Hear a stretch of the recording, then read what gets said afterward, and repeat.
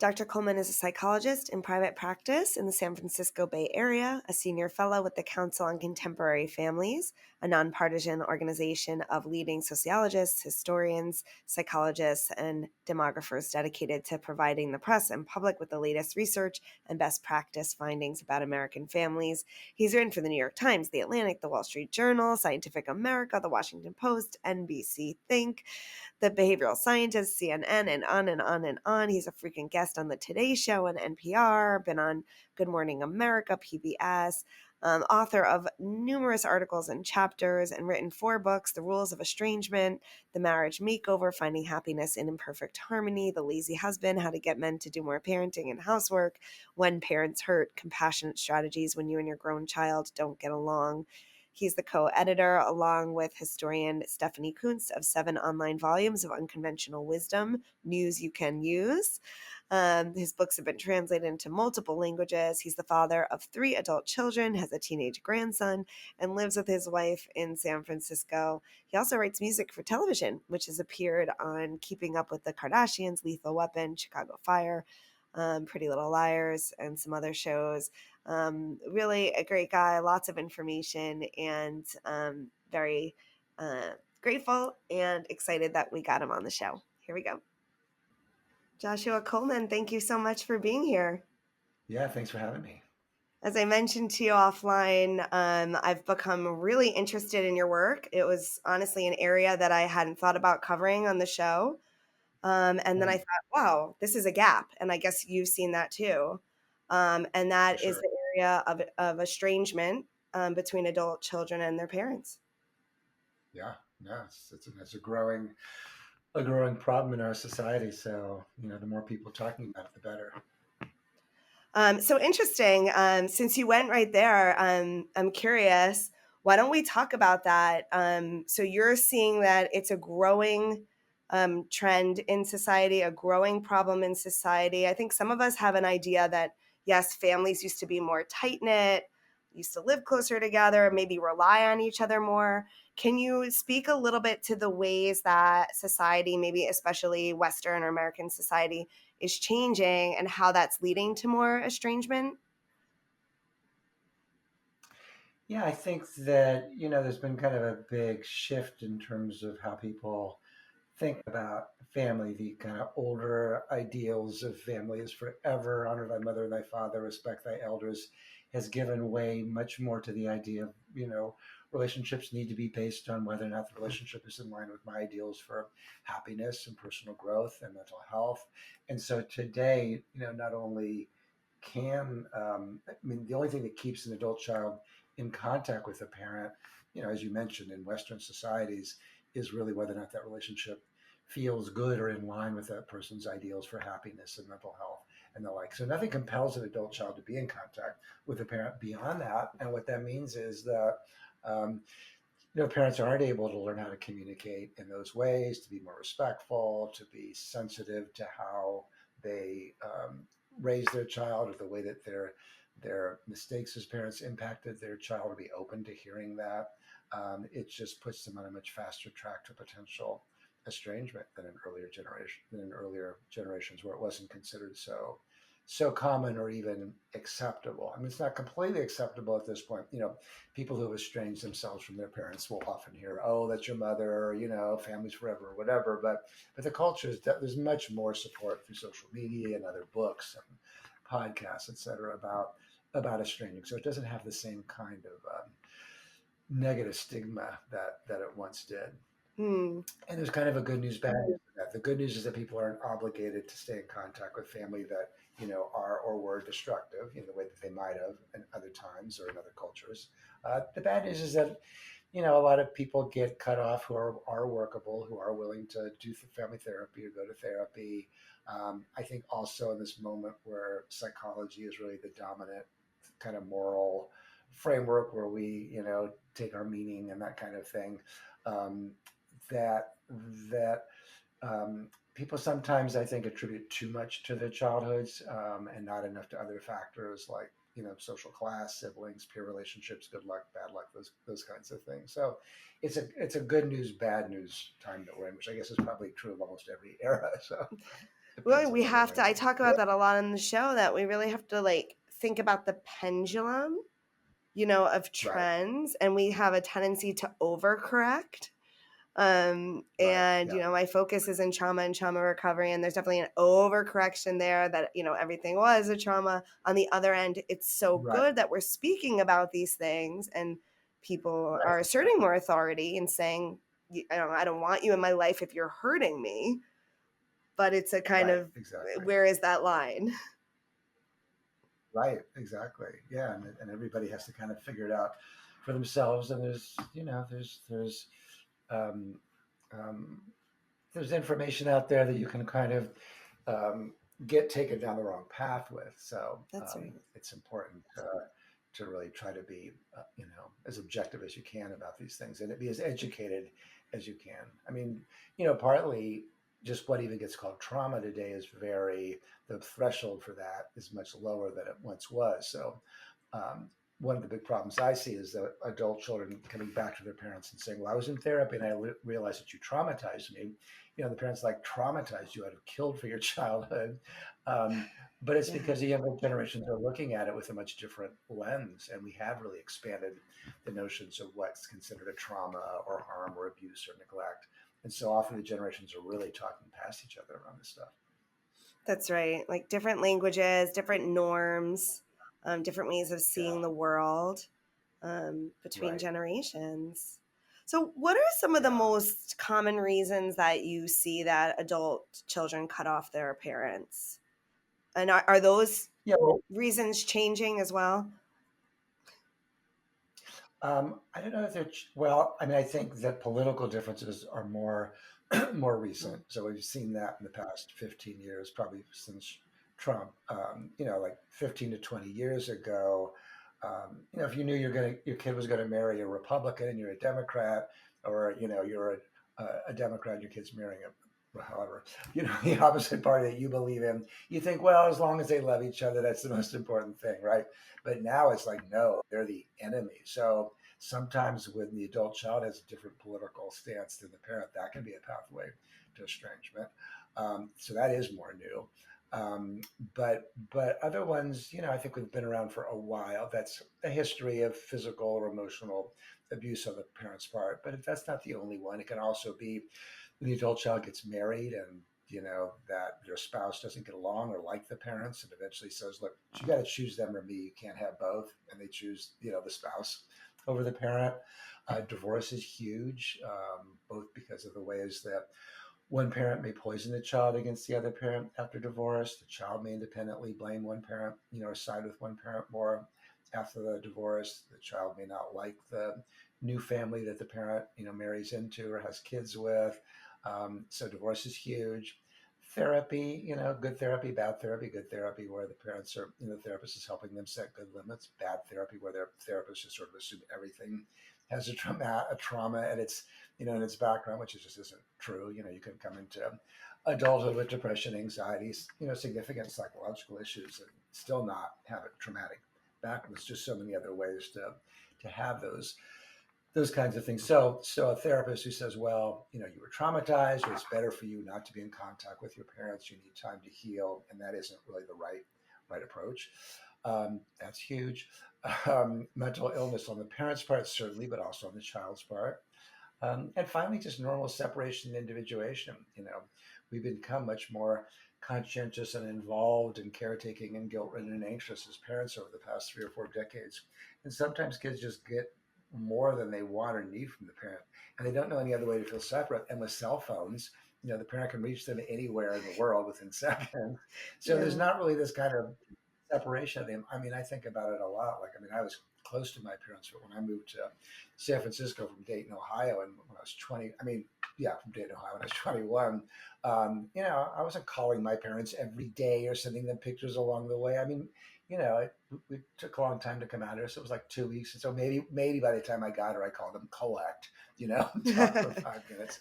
We didn't send them any pictures along the way, but for the average parent today, they would expect their kids, if they were moving across country and, by car, to send them pictures and call them or return their calls. So everything's become much more intense. And again, it's Mm. good news, bad news. A lot of parents feel closer to their adult children than they think their parents felt to them at a similar age. But a lot of adult children feel like they're just this too much closest. They feel too enmeshed. So, every single letter I ever see from an adult child says you need to respect my boundaries, and I think that's partly why, because I think that the boundaries have become so diffuse at this moment. So, Well, yeah, it could just be like you're getting that guilt, like, why don't you call me more? Why don't you right, send more pictures? And the adult child just hits that point of like, it's never enough.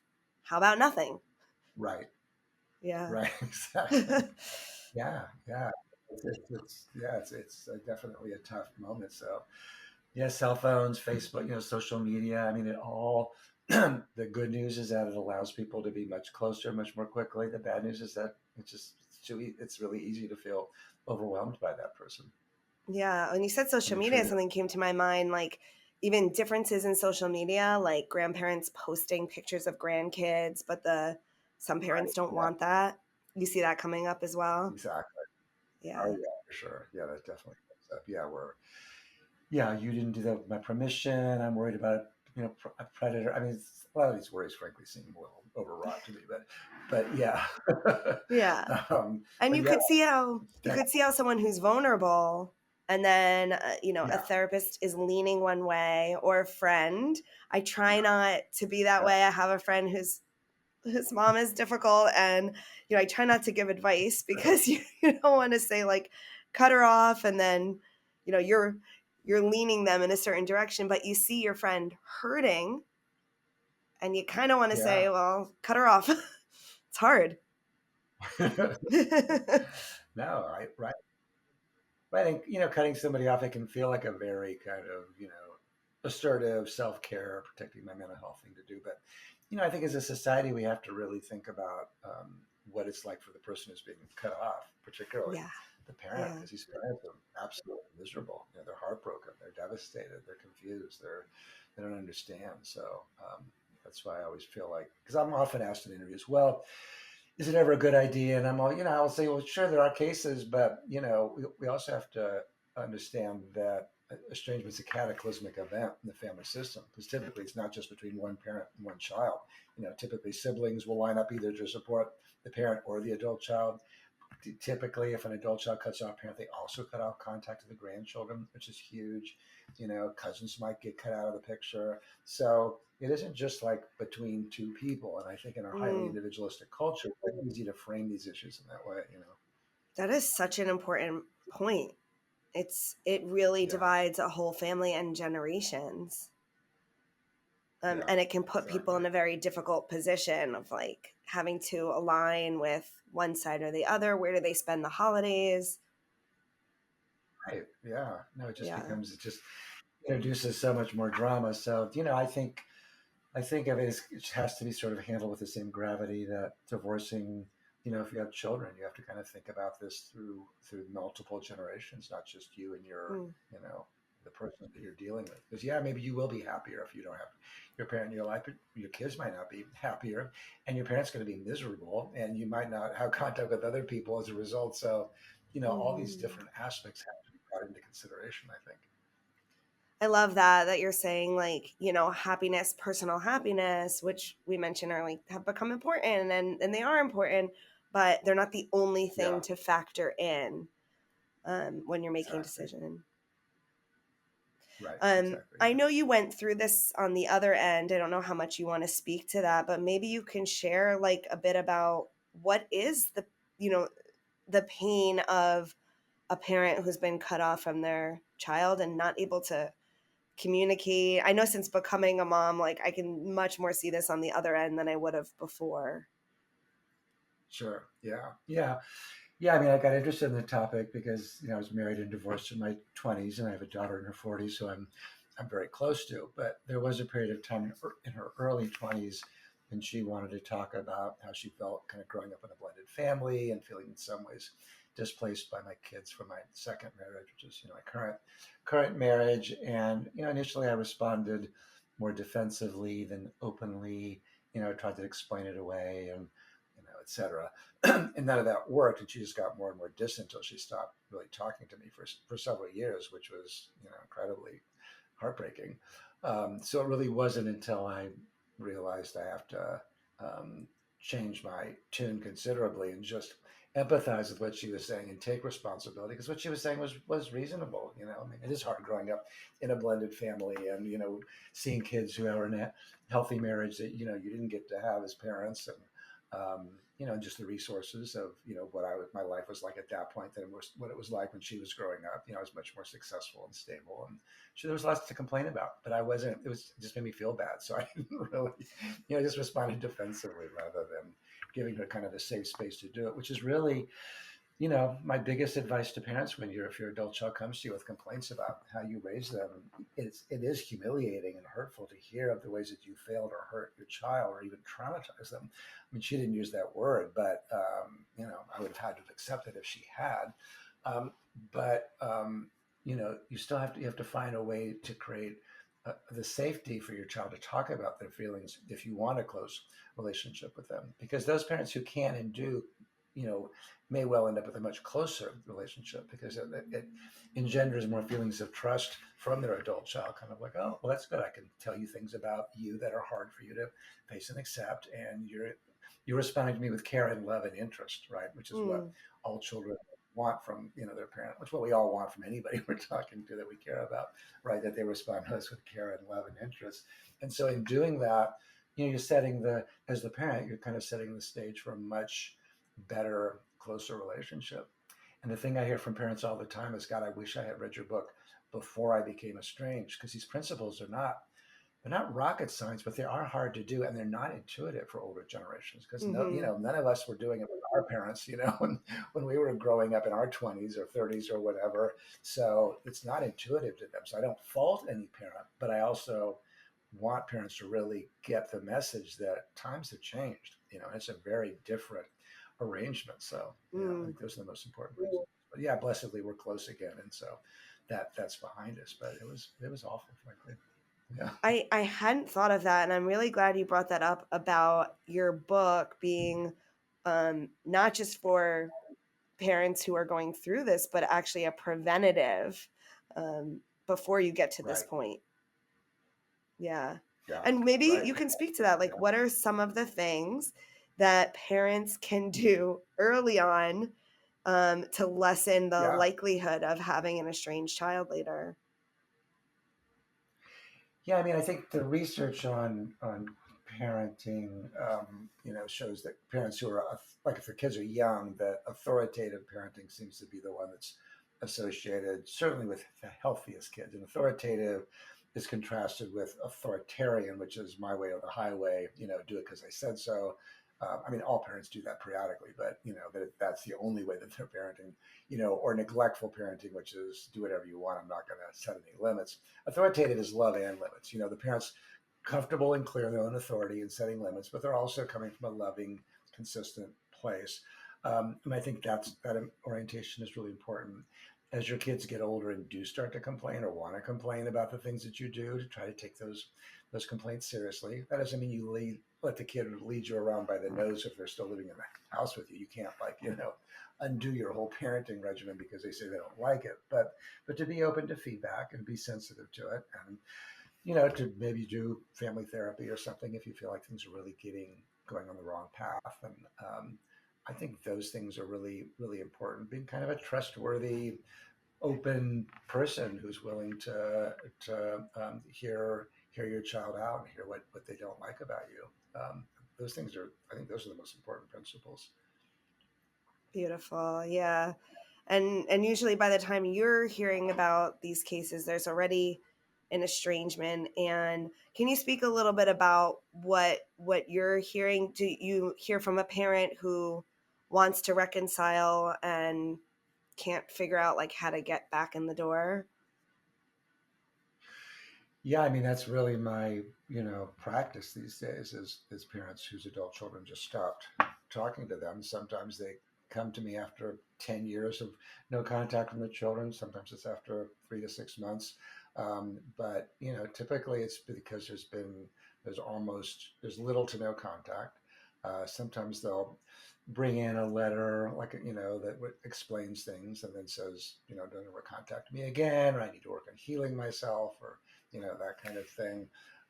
So, so what I typically have parents do, if they haven't already done it, is to start by writing an amends letter. And an amends letter is where they really try to take their kids' perspective about things. They don't defend and they don't explain, and they don't criticize. It's really like find the kernel, if not the bushel of truth in your child's complaints and speak to that. And I always have parents start the letter with, I know you wouldn't do this unless you felt like it was the healthiest thing for you to do. Because from the adult child's perspective, that's what it feels like. It doesn't feel that way to the parent's perspective. I also, as the therapist, may not think it's the healthiest thing for them to do, but if that's how they feel, it doesn't matter what I think or the parent thinks. It matters what they think. And the parent has to get on the same page with them if they want them to kind of feel cared about and understood and empathize with. So to go on, and if the parent knows to kind of, to list some of the things, like if things that the adult child has told them in a letter or other communication, to actually say it, and to say it with some courage. I think in AA they have the principle, the step of make a fearless and searching moral inventory of your character flaws. And I think it's a useful thing to do in these things as well. We all have them as parents. I mean, one of mine was that I was really patient when my kids were growing up. So two of my three kids have complained about that at various times. One my daughter, and one of my twins. I'm not anymore, but I'm also older, and less testosterone. So I'm just It's glad true. more in the age. It's like right. But when they complain, about it, I'm like, yeah, I accept that, or other things that we all have character flaws. So being able to just kind of face those and accept them and not try to whitewash them, How not try to hard is explain them it to, away, not try to yeah.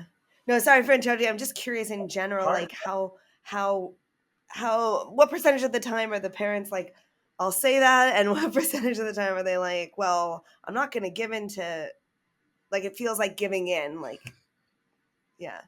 Yeah, yeah. A lot of parents feel like they feel like they can apologize to me. I have nothing to apologize for. I'd have killed for their childhood. This is bullshit. This is because of their therapist or their wife or something they read on social media or whatever. And you could guess those are not the parents who are going to end up reconciled with their kids, because their kids are needing something really, really different from them. I mean, by the time people come to me, they probably read my book and they know what I'm going to tell them. And if a parent says that, I'm like, okay, well, I'm not going to be able to help you, because there's Mm, not a third path here. You either do this and accept that your child has complaints. You don't have to agree with them. You don't have to say, yes, you're right, I was abusive, neglectful, harmful, etc. Yes, I really did traumatize you. But you do have to say something like, it's clear that I have significant blind spots as a parent and a person, that I didn't know that was so hurtful to you. And I'm really glad that you told me. And I really want to work on that. And is that something we can work on together in therapy together? Or is it something you and I that I can work on in my own therapy, and you can check back in with me in 3 months and see how mm. it's going? So you have to, as a parent, show a willingness to have accountability if you want any credibility in the mind of your child. So yeah. So yeah, so you kind of coach them through that, and they maybe do some Hmm. self work, or realize what it's going to take, Yeah. and which do they want more, to be right or to be happy. What is that old expression, right? Yeah. There's Yeah. a lot of wisdom in that, right? Yeah, you're not going to be happy if your kid stays estranged. Yeah, I mean, and I think there's ways for people to hold on to their own reality. That's why I say, it's clear I have blind spots that I didn't know it was hurtful.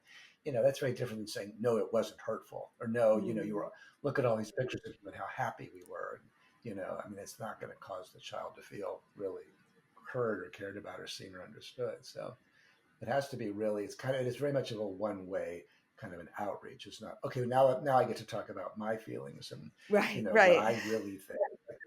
There's too much of you already in the room for your child's perspective. So It's you all have to about, in back this that up. moment, it's all about them. And you're not doing Exactly. like the back and forth. It's like you're giving them their chance to be heard. You're stepping back. And how effective Yeah. is this letter writing?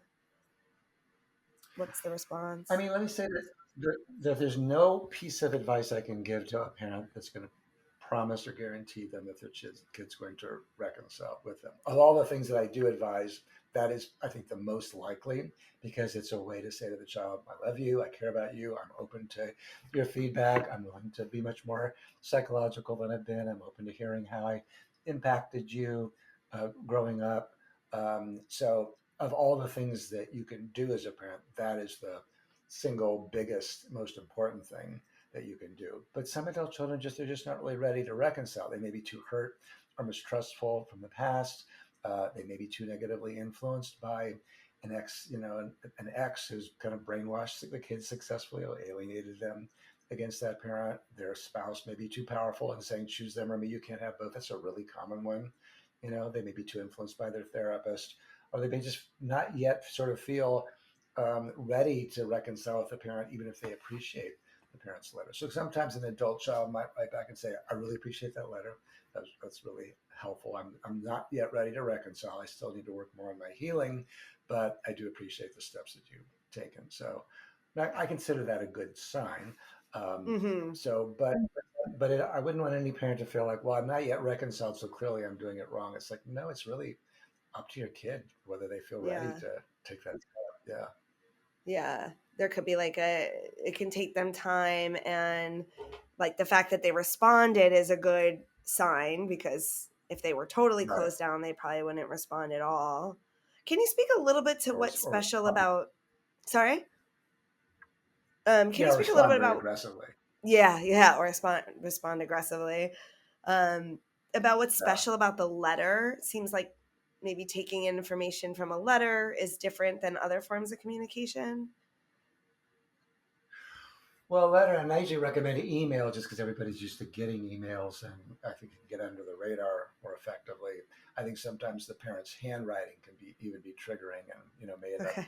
getting thrown away. So that's why I think email is good, and better than a phone call or even a voice.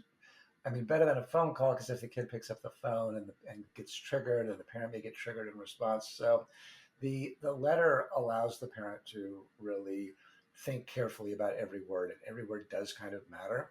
So there's a lot of ways to write a sincere letter that won't land, like to say, well, if there's anything I did that was hurtful, or maybe I wasn't perfect but I tried hard, or I hope you can forgive me, or I hope you can remember all the good times we had together. All that is just going to be noise. It's not going to open the door. It has to really be all around responsibility taking and showing a willingness to take a hard look at yourself and that kind of thing.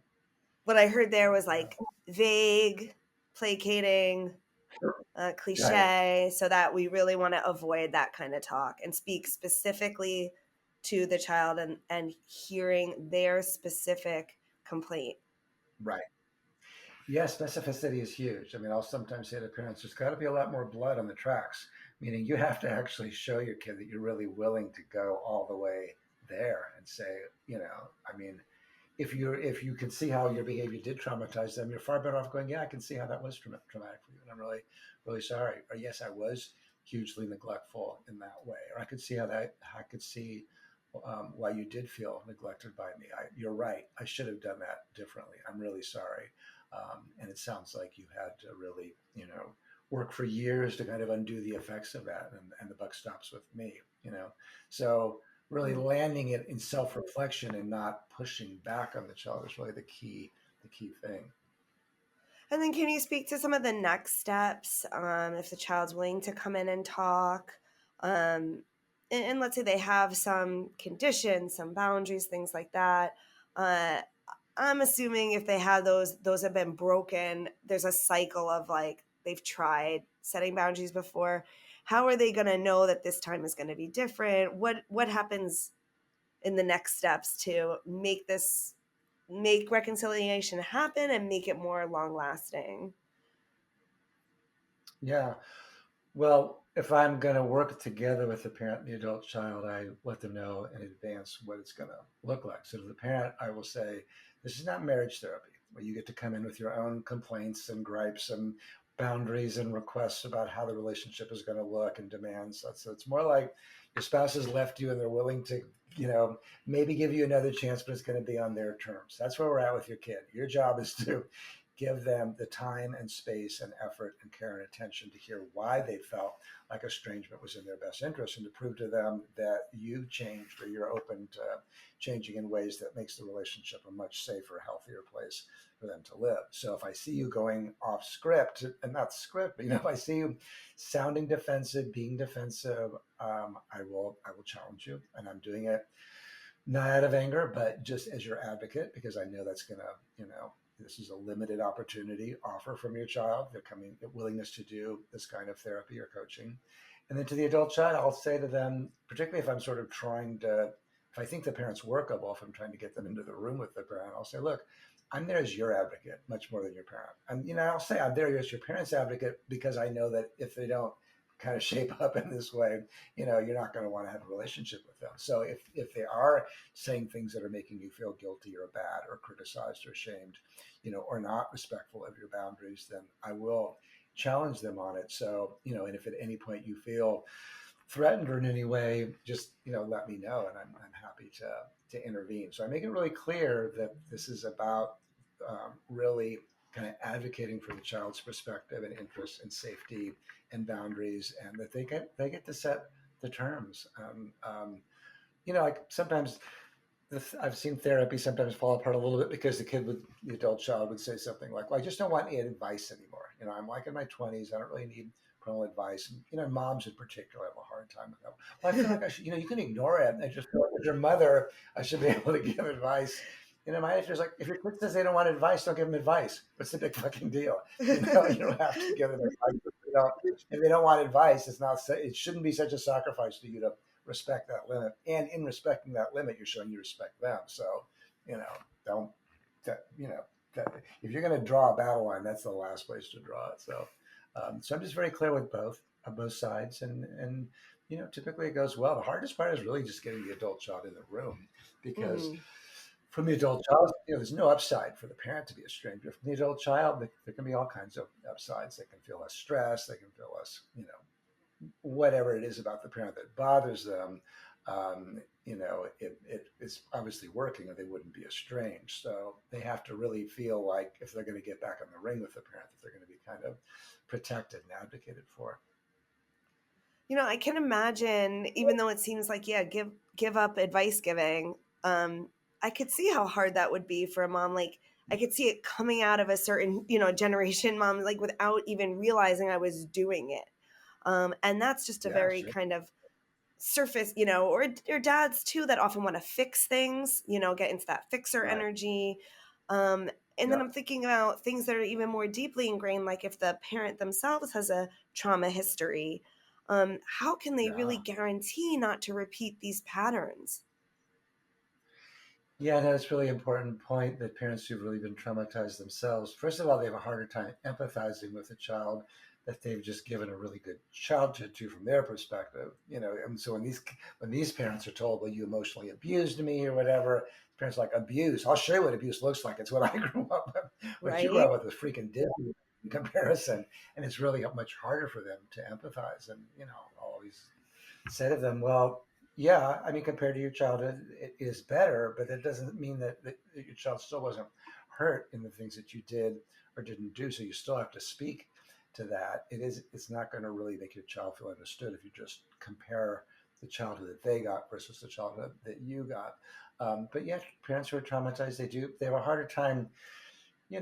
It's hard for any parent to not feel kind of humiliated or hurt or even devastated to hear the ways that they failed their child or hurt their child, or caused their child to feel like they need to be distant from them. It's really painful for any parent to not respond defensively. I know, but if you've been traumatized, then it's even harder, because you're carrying all this pain into the present before you even became a parent. You're carrying all this shame and neglect and hurt and not feeling valuable, not feeling worthwhile. So when your own kid says you're not worthwhile, or you did a bad job in your most important job in the world, it's hard for these parents to respond in a not activated way. So sometimes I'll do role playing with the parent, well before I'll let the adult child have a session with them, because I need to make sure, because it's a limited opportunity, and if they come into therapy and the parent's not able or willing to change, the kid can say, "Well, I guess you really haven't changed. I guess I'm better off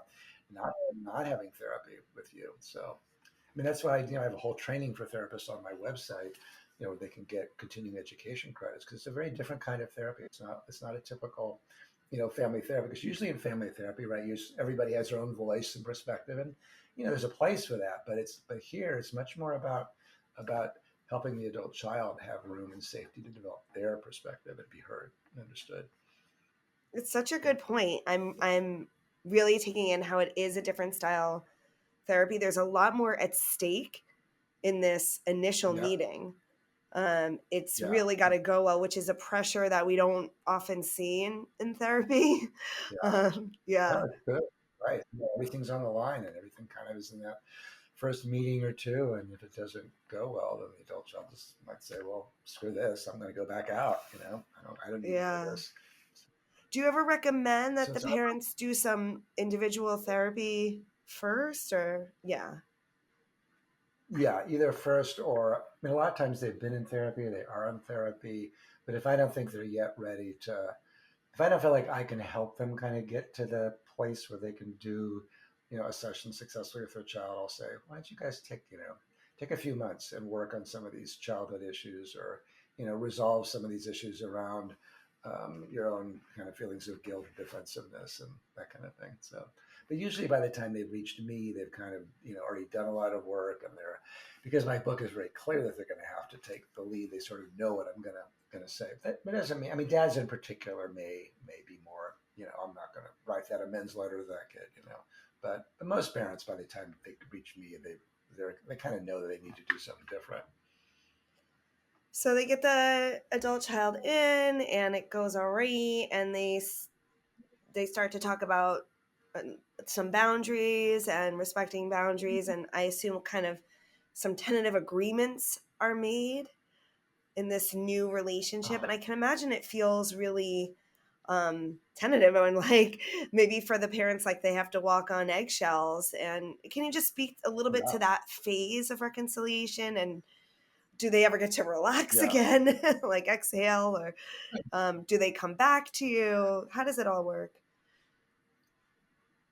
Yeah, no, I think the walking on eggshells phenomenon would say that the therapy went well, the adult child felt understood, they established some new boundaries. I think the parents do feel like they have to walk on eggshells, and quite frankly, they it's understandable that they would, because their old method didn't work. So walking on eggshells is a way to sort of not just kind of go, okay, everything's fine, I'm going to go back to the way it was. And parents often really want to go back to the way it was, particularly since many of them, the way it was actually used to be fairly good from their perspective. That's right. So the walking on eggshells thing does that's around for, that can be around for quite a long time. So I just tell parents you have to develop some serenity and acceptance that is kind of that's sort of the new order. And you can ask your child if there are things to kind of give you feedback if you start to kind of wander off the trail, that you're open to Hmm. hearing that and to being corrected. But in the family therapy, I'll also say, you know, the goal here isn't perfection. Your parents are going to blow it, or you're going to say things that are going to be provocative to them or difficult for them. So I don't think anybody. The goal here isn't to get everybody to never hurt anybody's feelings again. That's just part of being in a family. People are going to feel hurt, misunderstood, resentful, whatever. The issue is what you do once those feelings occur. So let's talk about how you respond to those feelings, and the kind of the right way to respond versus the wrong way. And as parents, you might have to kind of solicit more feedback if your child's conflict avoidant and not prone to give you that kind of feedback. Or to the adult child, it's probably better for you to raise these things before you feel too mad or hurt, so you can put them in a way that your parent can understand and digest, rather than telling them that they're being abusive or whatever, or they're being a narcissist, or things that are just hard for any parent to really respond productively to. So Yeah, I think it makes a really good point there, that letting all parties involved know like mistakes are going to happen. So yeah, maybe right.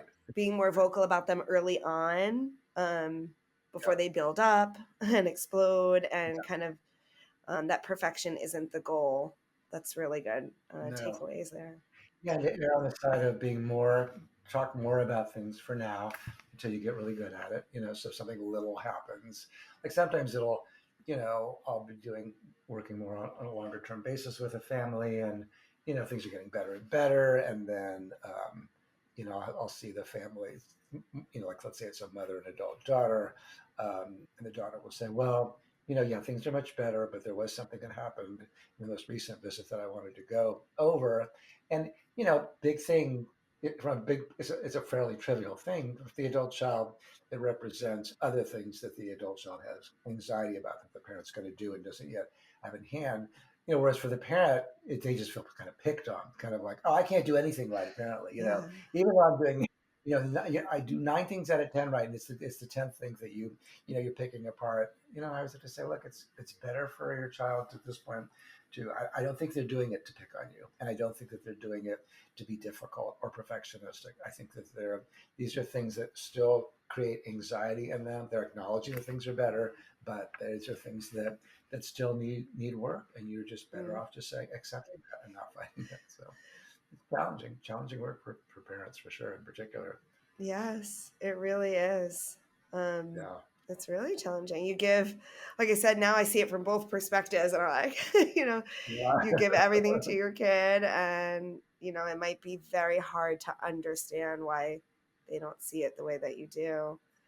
And yet, yeah. understanding that is the key. Is the key. Exactly. That's right. Exactly right. Can you speak a little bit to, do you have advice for parents who, reconciliation is not going to happen? Like, how does a parent move on from that?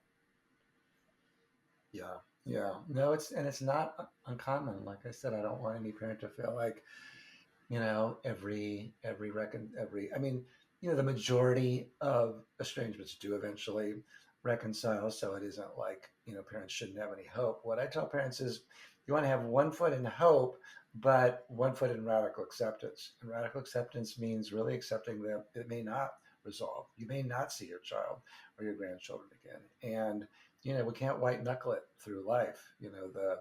The DBT founder Marshall Linehan has this saying, which I think is really wise, which is that the pathway out of hell is through misery. You have to accept that right now that you're miserable, and just learn how to kind of tolerate that and not fight it. The more that we white knuckle it through life, the harder it's going to be. So allowing those feelings to come and then pass. Our feelings are always in a state of movement. So if we kind of let the feeling come, acknowledge it, but then also pay attention to how we're talking about it. So I tell every parent, this is strange, that they should have a mindfulness practice, because mindfulness is really the best way to really track the way our minds are constantly moving between the past and the present. And there's a saying that anxiety comes from living in the future, depression comes from living in the past, and joy and resilience come from living in the present. So, from an estranged parent perspective, when you're living in the past, that's shame, that's regret, that's self-criticism, that's self-hatred. Why did I do that? Why did I say that? If only I hadn't done that, said that, etc. When you're living in the future, you're catastrophizing, right? You're like, if I never see my child again and my grandchildren again, I'm not going to be able to have a happy life. What if this never resolves? And both of those are basically, there's no upside to thinking in that way. We've evolved. Those are very powerful things that helped us survive as a species, to be able to think about the past and the future. But in Mm-hmm. this particular space, it doesn't serve us in any way.